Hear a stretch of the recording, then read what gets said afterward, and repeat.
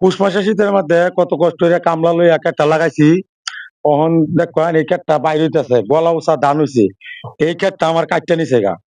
আসসালামু আলাইকুম প্রাণপ্রিয় বন্ধুরা, আমার দেখেন এখানে অনেকজন লোক জড়ো হয়েছে, কারণ ওই যে পশুর জমিটা দেখা যাচ্ছে, এখানে এত পরিমাণ ধান হয়েছে, কিন্তু ধানগুলো আজকে রাত্রে সব কাটিয়ে নিচ্ছে।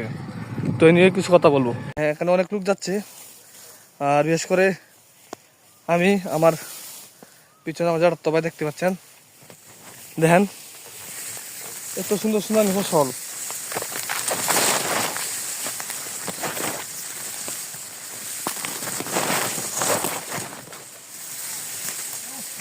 তো আমার প্রিয় বন্ধুরা দেখেন কত উঁচা ধানটা একটু দেখেন তো। এই যে এই যে ধানটা একটা ধান প্রায় আমার দেখেন আমার সমান, আর কি পরিমাণ ধানগুলো হয়েছে। এই ধানগুলা মানুষের কতটুক বিবেক বিবেক দেখেন, এই ধানগুলো সব কেটে নিচ্ছে শুধু গরুর জন্য আর কি। তাছাড়া মানুষের ভাত খায়, কিন্তু ভাতের মর্ম বুঝে না।